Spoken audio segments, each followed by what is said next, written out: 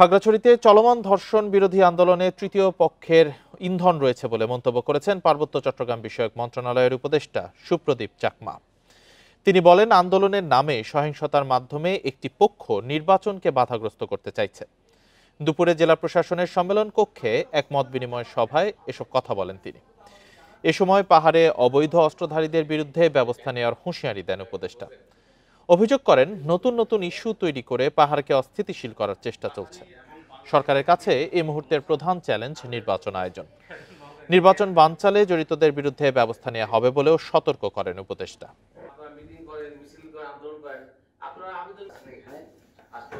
এই ছেলেটার বয়স আমি বলতেছি 16 বছর 17 বছর 18 বছর ইভেন 20 বছর, তাকে এই ক্যাপাসিটি আছে যে ফার্মসুরি অথবা দিঘিনালা থেকে নিজের পয়সা খরচ করে দেশ প্ল্যান দেখানোর মতো আমি মনে করি না। সুতরাং এখানে কেউ না কেউ ইন্ধন দিচ্ছে। খাগড়াছড়িতে ধর্ষণের প্রতিবাদ ঘিরে সংঘাতকে কেন্দ্র করে পৌর এলাকা ও জেলা সদরে জারি রয়েছে 144 ধারা। মোতায়েন রয়েছে পুলিশ, সেনাবাহিনী ও বিজিবি। সকাল থেকে বিভিন্ন পয়েন্টে চলাচলকারীদের জিজ্ঞাসাবাদ করছে নিরাপত্তা বাহিনী। বন্ধ রয়েছে শহরের দোকানপাট। তবে এখন পর্যন্ত জেলার কোথাও অপ্রীতিকর কোনো ঘটনা ঘটেনি। গতরাতে সাজেকে আটকা পড়া 2000-এর বেশি পর্যটককে সেনা নিরাপত্তায় গন্তব্যে পৌঁছে দেওয়া হয়। শনিবার কিশোরী ধর্ষণের প্রতিবাদে যুগ্ম ছাত্র জনতার ডাকে সড়ক অবরোধ চলাকালে সংঘর্ষের ঘটনা ঘটে। মহাজনপাড়া ও উপজেলা পরিষদ সংলগ্ন এলাকায় এই সংঘর্ষের জেরে আহত হয় 27 জন। পরে পরিস্থিতি নিয়ন্ত্রণে 144 ধারা জারি করে জেলা প্রশাসন।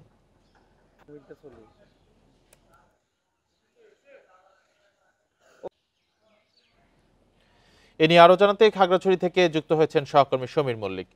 সমীর মল্লিক, খাগড়াছড়ির সবশেষ পরিস্থিতি জানাবেন। দেখুন, গতকাল দুপুর 2টা থেকে যে 144 ধারা জারি শুরু হয়েছে সেটি এখন পর্যন্ত কিন্তু বলবৎ আছে। এরই মধ্যে কিছুক্ষণ আগে খাগড়াছড়ি জেলা প্রশাসনের যে কার্যালয়, সেখানে পার্বত্য বিষয়ক উপদেষ্টা প্রধান অতিথি হিসেবে উপস্থিত ছিলেন। তিনি অভিযোগ করেছেন, এই যে আন্দোলনটা হচ্ছে, গত মঙ্গলবার যে ধর্ষণের ঘটনা হয়েছে সেটিকে কেন্দ্র করে যে আন্দোলন হচ্ছে, সেটির পিছনে তৃতীয় কোনো পক্ষের ইন্ধন আছে এবং তাদের অর্থায়নে এই আন্দোলনটি হচ্ছে বলে তিনি আমাদেরকে অভিযোগ করেছেন। এবং তিনি একই সাথে বলেছেন, 144 ধারা জারি করার পরেও যারা বিভিন্ন কর্মসূচি পালন করছে তাদেরকে যাতে প্রশাসন দ্রুত গ্রেপ্তার করা হয় সেটির দাবি কিন্তু তিনি সে সভাতে করেছেন। এবং নতুন করে যাতে অনাকাঙ্ক্ষিত পরিস্থিতি না হয় সেই প্রেক্ষাপটেও কথা বলেছেন। আমরা সকাল থেকে দেখেছি খাগড়াছড়ি শহরের যে সমস্ত পয়েন্টগুলো রয়েছে, চেঙ্গি স্কোয়ার, সেখানে কলেজ গেট এলাকা, শাপলা চত্বর সহ শহরের প্রতিটা পয়েন্টে কিন্তু এখানে নিরাপত্তার ব্যবস্থা বৃদ্ধি করা হয়েছে। সেনাবাহিনী, বিজিবি, পুলিশের পক্ষ থেকে সেখানে অতিরিক্ত নিরাপত্তা জোরদার করা হয়েছে।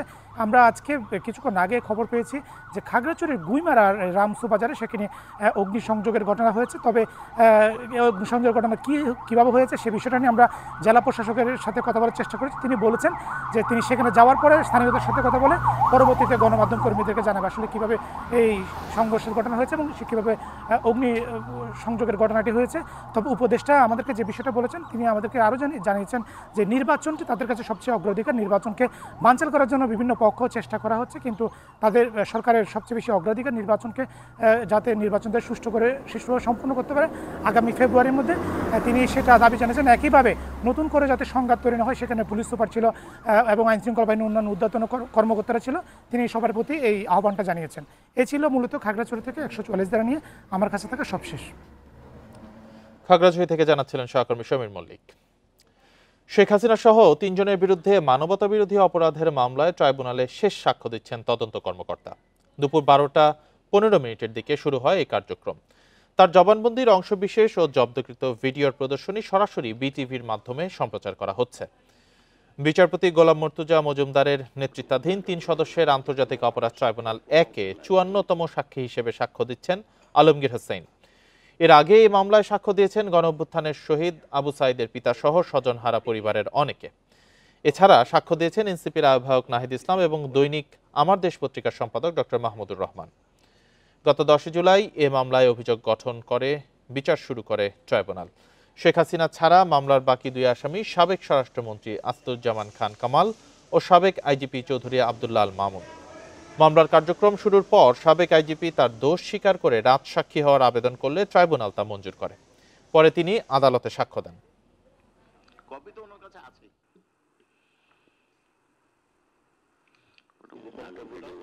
এবং আমার সাক্ষ্যের কোনো অংশ লাইভ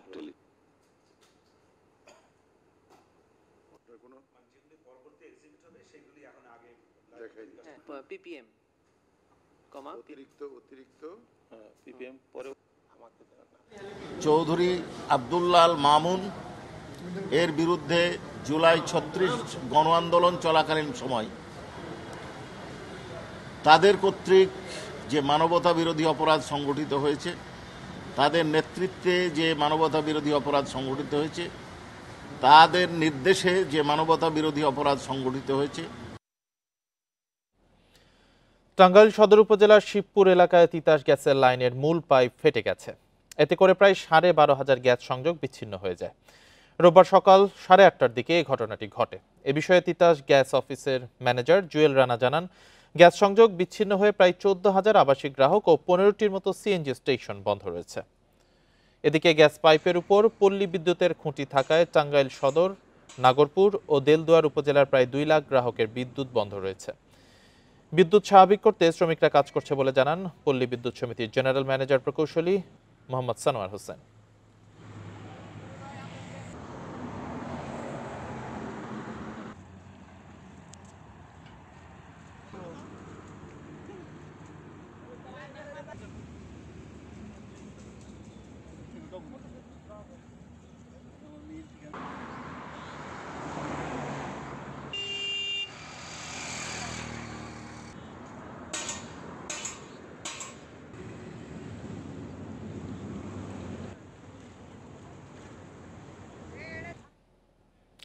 এ নিয়ে আরো জানাতে এবার টাঙ্গাইল থেকে যুক্ত হয়েছেন সহকর্মী মামুনুর রহমান।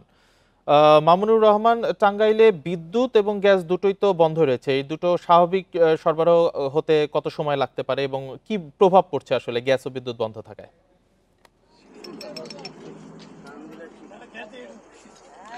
কতক্ষণ পর যে এটা ঠিক হবে সেটা এখন সুনিশ্চিত করে বলা যাচ্ছে না। এখন আমি যে জায়গাটাতে আছি ঠিক তার পাশেই যে পানির ভিতরে বুদবুদ আকারে যে বিষয়টি দেখছেন, এটাই হচ্ছে গ্যাস লাইনের যে মূল সঞ্চালন লাইন, সেখান থেকে গ্যাসটি নিঃসরিত হচ্ছে। আর এটা যে নিঃসরিত হচ্ছে এটার উপরে একটি বিদ্যুতের পোল রয়েছে। এখন পল্লী বিদ্যুতের পক্ষ থেকে এই পোলটি সরানোর জন্য কাজ করেছে। ইতিমধ্যেই যে পোলটি দেখাচ্ছি এই পোলটি তারা স্থাপন করলো। এখন পূর্বের যে পোল রয়েছে সেই পোলের ভিতরে যে সঞ্চালন লাইনটি রয়েছে সেই লাইনটি এখান থেকে সরিয়ে নতুন লাইনে দিতে পারলেই বিদ্যুৎ চালু হবে বলে পল্লী বিদ্যুৎ থেকে বলা হচ্ছে। কিন্তু যে কারণে এই ঘটনাটি ঘটলো, অর্থাৎ পল্লী বিদ্যুৎ সংযোগ বিচ্ছিন্ন এবং গ্যাস সংযোগ বিচ্ছিন্ন, প্রায় ১৪,০০০ মানুষ আবাসিকে গ্যাস বিচ্ছিন্ন হয়েছে এবং শিল্প কারখানায় গ্যাস বিচ্ছিন্ন রয়েছে। আমরা কিছুক্ষণ আগে শিল্প কারখানার বেশ কিছু মানুষকে, কর্মকর্তাদেরকেও এখানে আসতে দেখেছি এবং তারা তাদের অভিযোগটি বলছিল।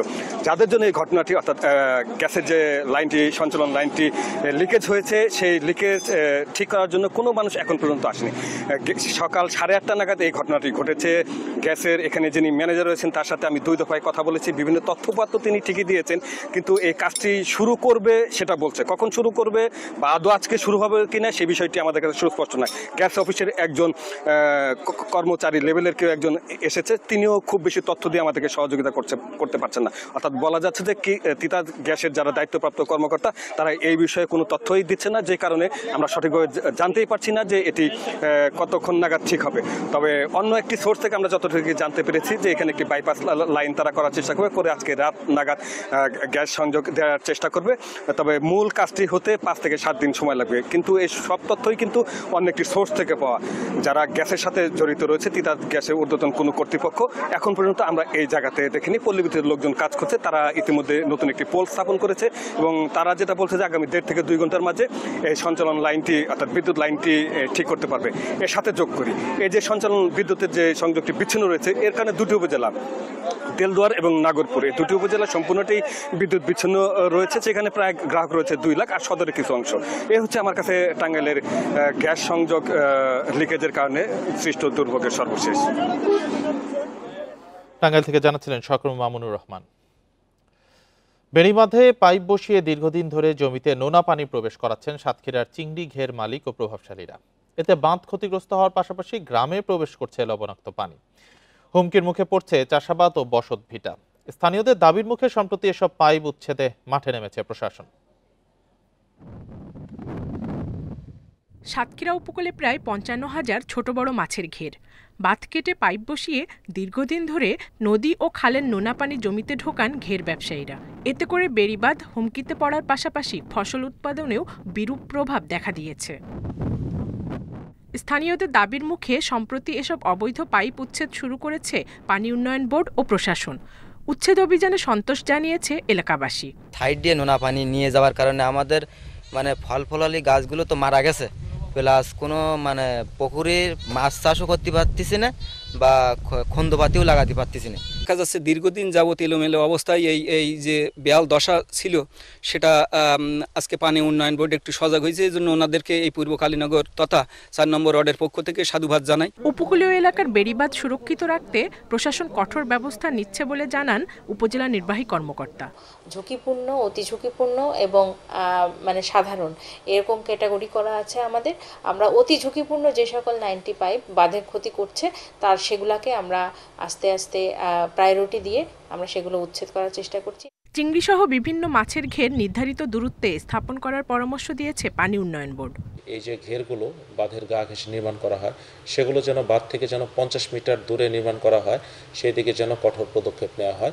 অ্যাট দ্য সেম টাইম এই ঘেরগুলোতে যে অবৈধভাবে পানি নেওয়ার জন্য যে বাঁধ ছিদ্র করে পাইপ বা বক্স কল বসানো হয় সেগুলো কিন্তু আমরা অপসারণ শুরু করেছি।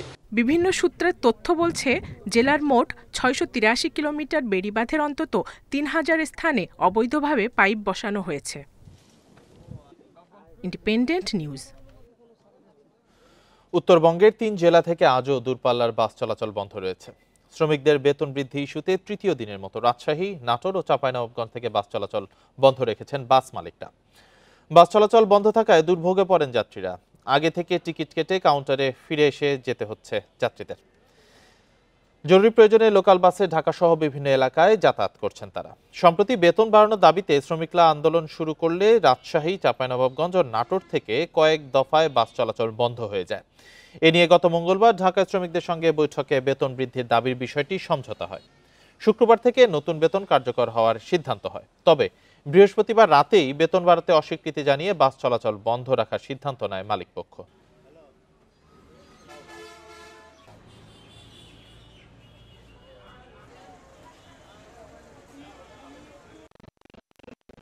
যাবো কাউন্টারে আসছি, নাটোরে আসি দেখছি ম্যাক্সিমাম কাউন্টার সব বন্ধ। একতা গাড়িতে অনেক যাত্রী, তাতে সিট পাচ্ছি না, তা আমাকে তো ঢাকা যাইতে হবে, যেহেতু আমার। এ বিষয়ে আরো জানাতে রাজশাহী থেকে আছেন সহকর্মী আহসান হাবিব।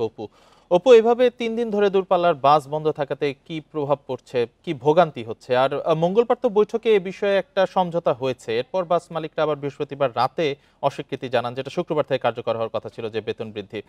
আসলে বাস মালিকদের পক্ষ থেকে কি বলা হচ্ছে, এই বিষয়ে কিছু জানা গেছে কিনা?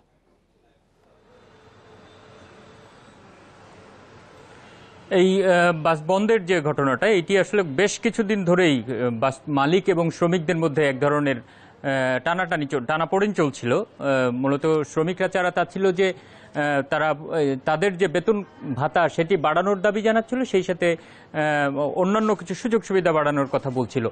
সেটির প্রেক্ষিতে মূলত আলোচনা হচ্ছিল এবং একাধিকবার আলোচনার পর মঙ্গলবার যেটি সমঝোতা এসেছিল যে তাদের বেতন বাড়ানো হয়েছিল, আরও অন্যান্য কিছু শর্তও দেওয়া হয়েছিল। এর প্রেক্ষিতে এখন বাস মালিকদের পক্ষ থেকে যেটি বলা হচ্ছে যে তাদের কাছে আরও যেসব শর্ত ছিল, বিশেষ করে রাস্তা থেকে রাস্তায় যাত্রী না ওঠানোর একটি প্রসঙ্গ ছিল, এইটি শ্রমিকরা মানছেন না বলে তাদের মালিকরা অভিযোগ করছেন। এছাড়া আরেকটি বিষয় হচ্ছে যে শ্রমিকরা পরবর্তীতে আরও কিছু দাবি জানাচ্ছে, আরও কিছু সুবিধা নেওয়ার চেষ্টা করছে, এটি বলা হচ্ছে বাস মালিকদের পক্ষ থেকে। তবে শ্রমিকরা বারবার বলছে যে তাদের এইসব দাবি, এইসব শর্ত যেগুলো বলা হচ্ছে সেগুলো মূলত শ্রমিকদেরকে যেসব প্রতিশ্রুতি দেওয়া হয়েছিল, দাবি মেনে নেওয়ার যেটি কথা হচ্ছিল, সেটি মানবেন না, এই কারণেই দেওয়া হচ্ছে। আর এর প্রভাবে যেটি হচ্ছে যে বাস কয়েকদিন ধরে যেহেতু বন্ধ, এরই মধ্যে বিকল্প পথ মানুষ খুঁজেছে। তবে যারা সরাসরি ঢাকায় যাওয়ার জন্য গন্তব্যে যাচ্ছেন, বাস টার্মিনালে যাচ্ছেন, সেখানে গিয়েও হয়রানির শিকার হয়ে ঘুরে আসছেন।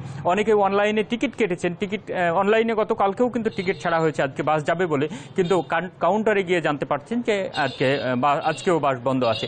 এইভাবে অনেকেই হয়রানির শিকার হচ্ছেন। তবে যাদের ঢাকা যাওয়া খুবই জরুরি, এইখানে যেই সুবিধাটি তারা ভোগ করছে যে একতা পরিবহন নামে একটি বাস চলছে। এছাড়া কিছু লোকাল বাস যারা বিভিন্ন জায়গায় থেমে থেমে ঢাকা যায়, এরকম কিছু যানবাহন কিন্তু চলছে। এই সব বাসগুলোই এখন যেহেতু তারা পর্যাপ্ত যাত্রী পাচ্ছে, রাজশাহী থেকে সরাসরি তারা ঢাকার উদ্দেশ্যে রওনা হচ্ছে এবং এই সুবিধাটির কারণে খানিকটা দুর্ভোগ কম হচ্ছে বলে যাত্রীদের পক্ষ থেকে বলা হচ্ছে। আর এর বাইরে ট্রেনের সুবিধাটি অনেকে গ্রহণ করছে। তবে যাই হোক, সাধারণ মানুষের মধ্যে এক ধরনের ক্ষোভ তৈরি হয়েছে। তারা বলছেন কারণে অকারণে হঠাৎ করে বাস বন্ধের কারণে যে ভোগান্তি হচ্ছে, এই পূজার আগ মুহূর্তে যে ভোগান্তিটা তৈরি হচ্ছে, এই সব বিষয়গুলো যাতে না হয় সেটি দাবি করছে এবং প্রশাসনিক হস্তক্ষেপেরও দাবি করছেন অনেক যাত্রী। রাজশাহীর 3 জেলা থেকে দূরপাল্লা বাস চলাচল বন্ধ আছে, এই বিষয়ে জানাচ্ছিলেন সহকর্মী আহসান হাবিব অপু। দখল আর দূষণে বিলীন নেত্রকোনার 67টি নদী, হুমকিতে আছে আরো 28টি। এতে পরিবেশের ক্ষতি হচ্ছে, হুমকিতে জীববৈচিত্র্য। দখলে থাকা নদীগুলো দ্রুত খনন ও দখলমুক্ত করার দাবি জানিয়েছেন স্থানীয়রা। নেত্রকোনা জেলা জুড়ে একসময় ছিল 95টি নদী। নদীর পানি ব্যবহার করে ফসল ফলাতো কৃষক, নৌকায় চলাচল সহ পণ্য আনা নেওয়া হতো সহজেই।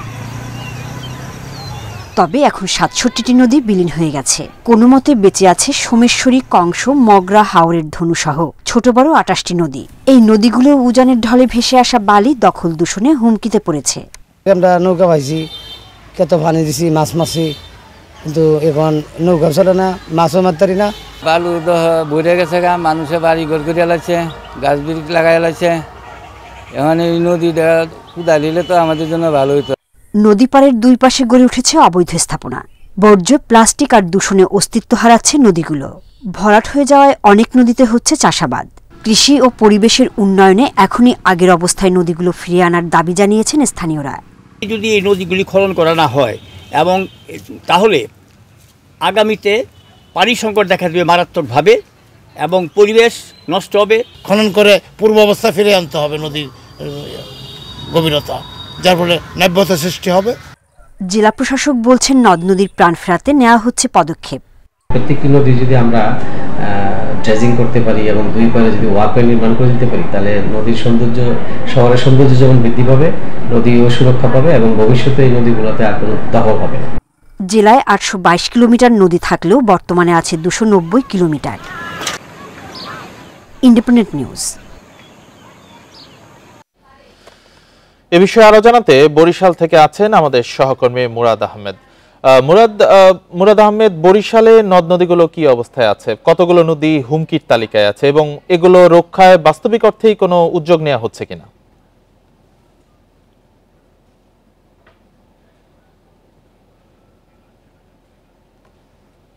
দুঃখিত, মুরাদ আহমেদের সাথে সংযোগটি বিচ্ছিন্ন হয়ে গেছে, আমরা পরবর্তীতে তার সাথে যোগাযোগের চেষ্টা করব। পরবর্তী খবরে যাচ্ছি। স্বপ্নের নদী কল্পনায় নয়, চাই বাস্তবে। এর প্রতিপাদ্যকে সামনে রেখে হবিগঞ্জে বিশ্ব নদী দিবস পালিত হয়েছে। দুপুরে জেলা চারুকলা একাডেমি প্রাঙ্গণে নানা আয়োজনে দিবসটি উদযাপন করে জেলার বেশ কয়েকটি পরিবেশ সংগঠন। অনুষ্ঠানে শিক্ষার্থীরা কাপড় ও বিভিন্ন উপকরণ দিয়ে কল্পনার নদী সাজান। দিবস উপলক্ষে আলোচনা সভায় বক্তারা জানান, দখল ও দূষণে দেশের নদীগুলো মৃতপ্রায়। খোয়াই নদীতে একসময় বড় বড় নৌকা আসতো, এখন নদীটি দূষণে প্রায় মারা গেছে। নদীর তীর জুড়ে গড়ে ওঠা স্থাপনার কারণে বর্ষায় শহরে জলাবদ্ধতা দেখা দেয় বলে অভিযোগ জানান তারা।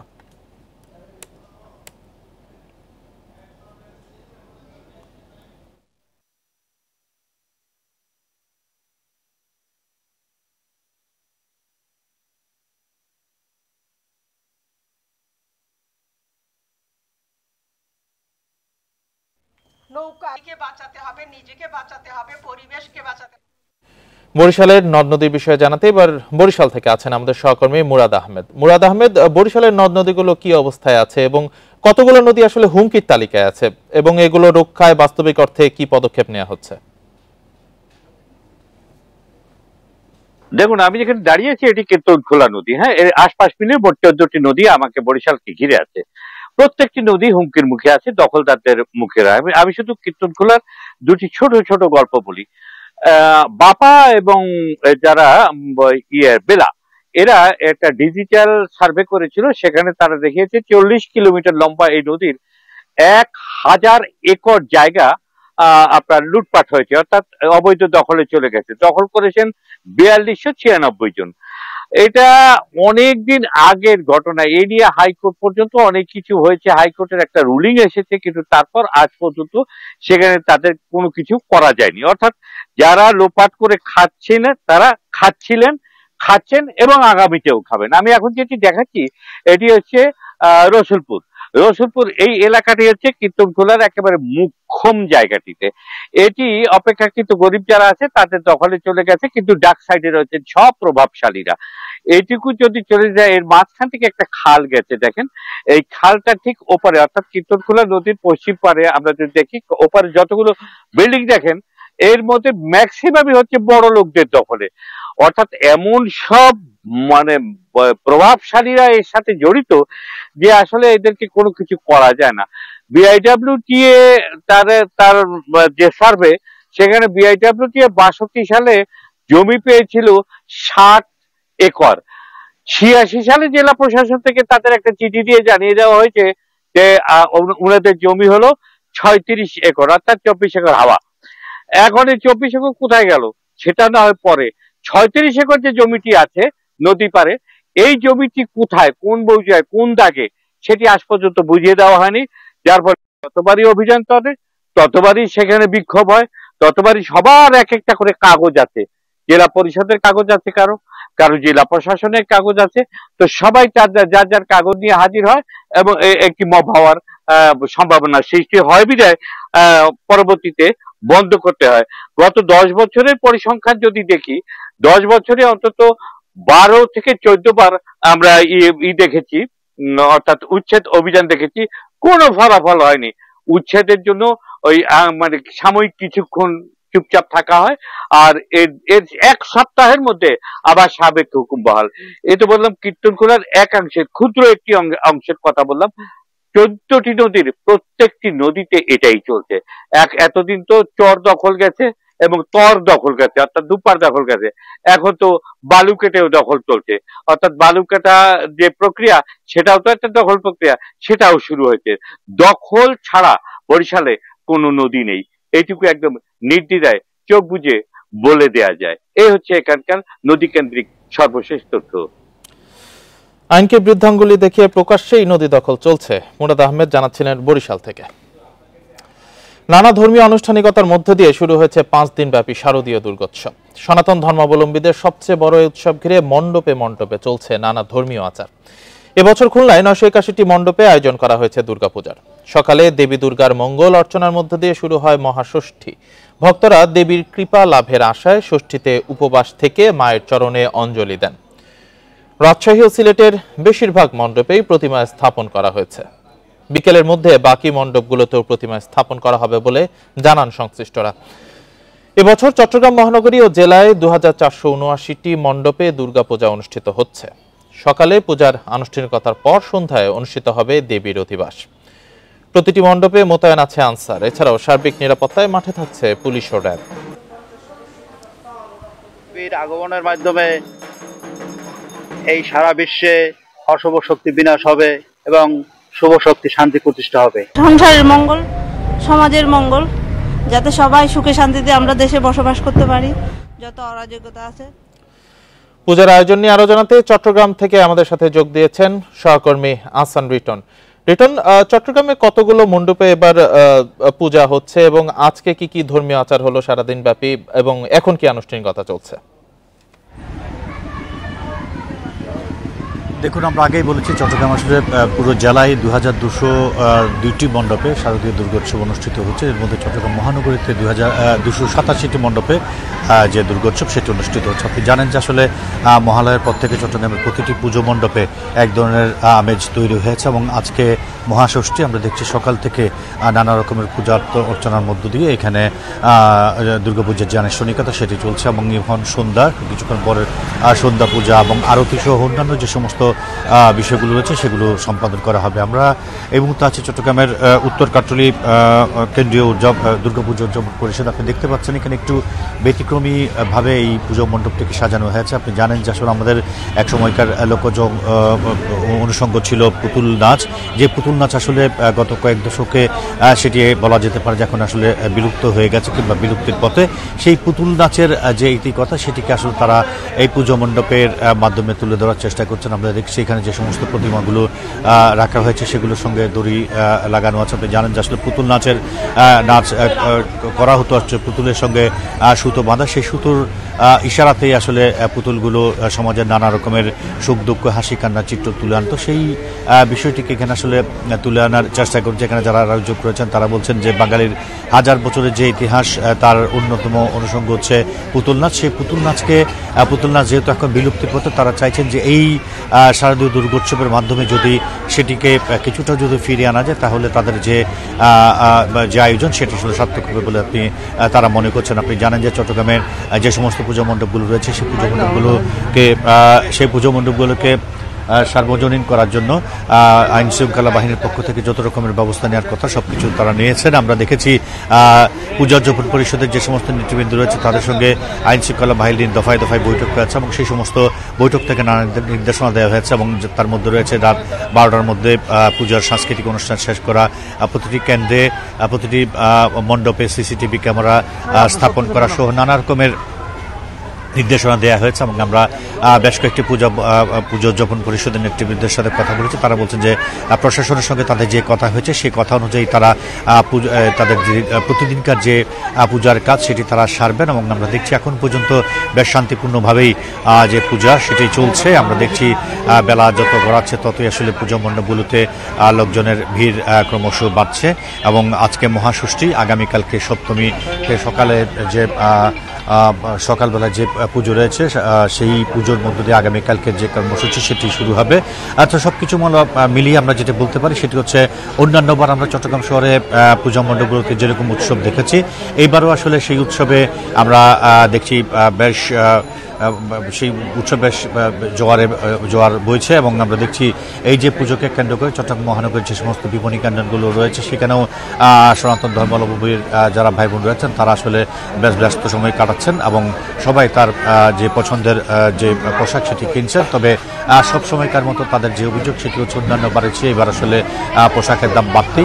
সেক্ষেত্রে বিক্রেতারা যেটি বলছেন সেটি হচ্ছে যেহেতু তাদেরকে এক বছরে প্রতিটি পণ্যের দাম বেড়েছে সঙ্গত কারণে তাদেরকে বেশি দামে কিনতে হচ্ছে এবং সেই একই কারণে বেশি দামে তাদের বিক্রি করা ছাড়া গত্যন্তর নাই। তবে তারা চেষ্টা করছেন যারা পূজার্থীরা আসেন তাদের কাঙ্ক্ষিত পণ্যটি যাতে একেবারে সহজ সুলভ মূল্যে তাদের কাছে পৌঁছে দিতে পারেন, তাহলেই তারাও নিজেদেরকে আসলে সার্থক মনে করছেন। তো সবকিছু মিলিয়ে আজকে ষষ্ঠী পুজো এবং এর মধ্যে দিয়ে আমরা দেখছি যত একটি করে দিন যাচ্ছে ততই পুজো মণ্ডপগুলো উৎসমুখর হয়ে উঠছে।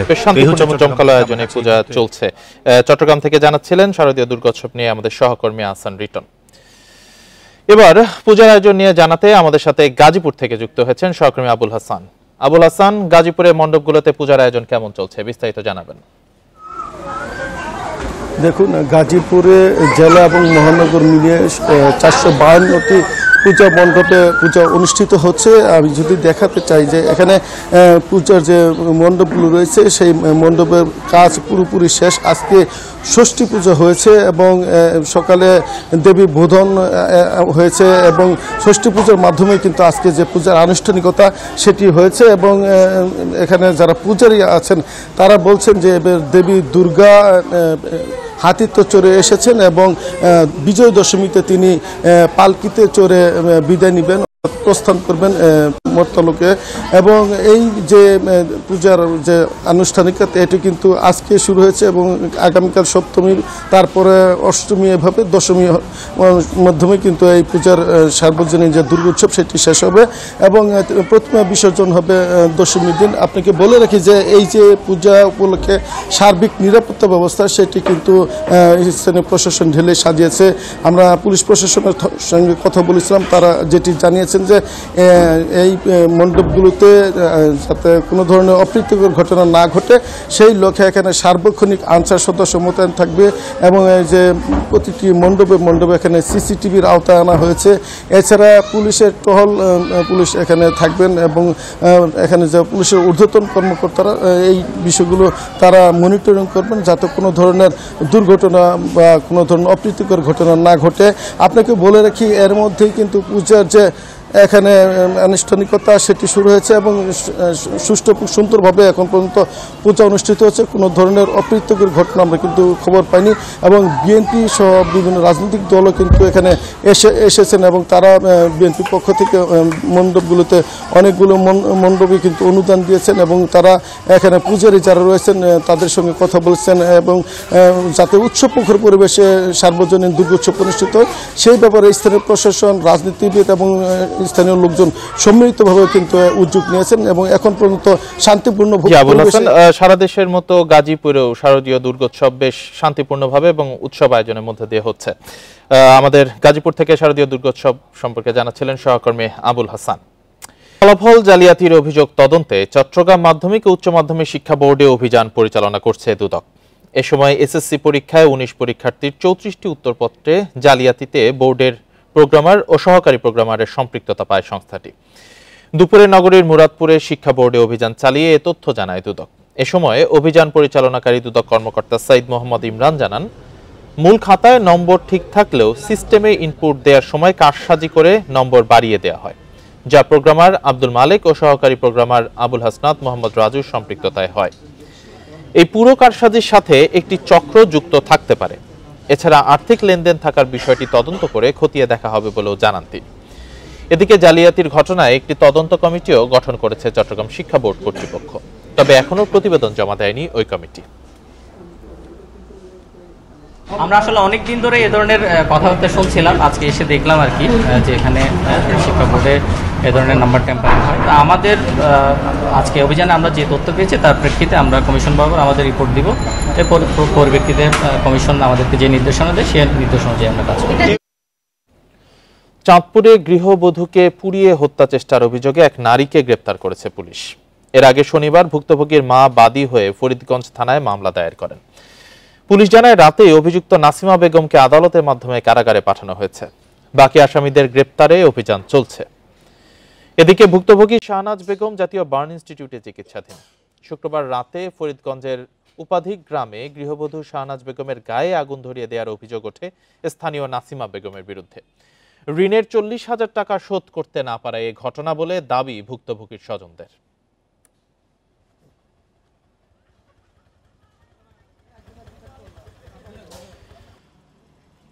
গাজীপুরের টঙ্গীতে রাসায়নিক কারখানায় আগুনে দগ্ধ খন্দকার জান্নাতুল নাইমের নিহতের ঘটনায় এলাকায় এখন শেরপুরে শোকের ছায়া।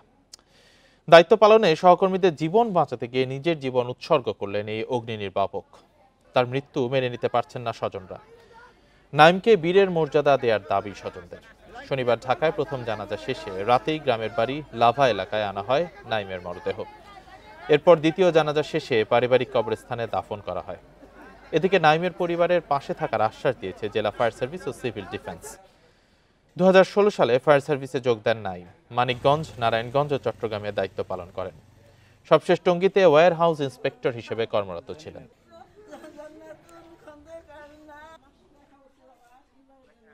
সরকারের নিকট আমাদের আবেদন, তার এই অসহায় পরিবারের জন্য, সে একটা ছেলে রেখে গেছেন, তার বাবা মা স্ত্রী রেখে গেছেন, তাদের জন্য দেখভাল করেন। তার একটা বাচ্চা আছে, তার ভবিষ্যৎ এটা স্বরাষ্ট্র মন্ত্রণালয়ের স্যার সেই ভালো জানে কি করবেন। আমাদের ডিপার্টমেন্ট থেকে 8 লক্ষ টাকা একটা অনুদান দেওয়া হয়।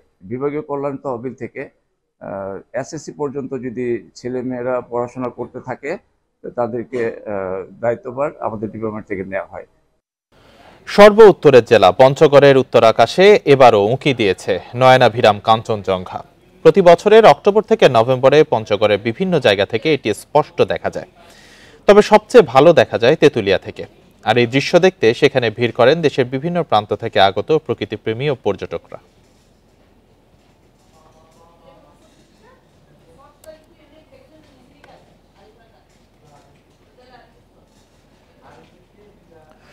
নারায়ণগঞ্জের ফতুল্লায় প্রায় ২,০০০ অসহায় ও দরিদ্রের বিনামূল্যে চিকিৎসা ও ওষুধ বিতরণ করা হয়েছে।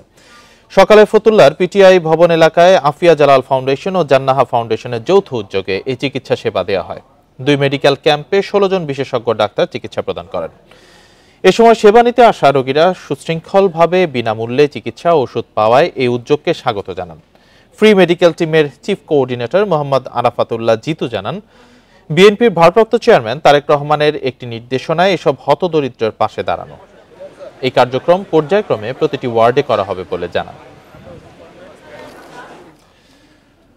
নানা কর্মসূচিতে বিভিন্ন জেলায় আন্তর্জাতিক তথ্য অধিকার দিবস পালিত হয়েছে।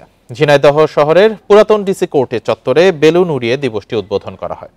সকালে রাজবাড়ীর জেলা প্রশাসকের কার্যালয়ের সামনে থেকে র্যালি বের করা হয়। পরে জেলা প্রশাসকের সম্মেলন কক্ষে অনুষ্ঠিত হয় আলোচনা সভা। সকালে চাঁদপুরে জেলা প্রশাসকের কার্যালয়ের সামনে থেকে র্যালি বের করা হয়। র্যালি শেষে আলোচনা সভায় অংশ নেন প্রশাসনিক কর্মকর্তা ও স্কুল কলেজের শিক্ষার্থীরা। নাটোরে বক্তারা দ্রুত স্বাধীন তথ্য কমিশন গঠন, জনস্বার্থ সংশ্লিষ্ট তথ্য প্রকাশ আইন সম্পর্কে সচেতন ও কার্যকর ব্যবহারে উদ্যোগ গ্রহণ সহ বেশ কয়েকটি দাবি তুলে ধরেন। আর এই ছিল এখনকার সংবাদে। ইন্ডিপেন্ডেন্ট টেলিভিশনের সব খবর আরো বিস্তারিত জানতে চোখ রাখুন ফেসবুক, ইউটিউবে, এক্সে। এতক্ষণ সাথে থাকার জন্য ধন্যবাদ সবাই।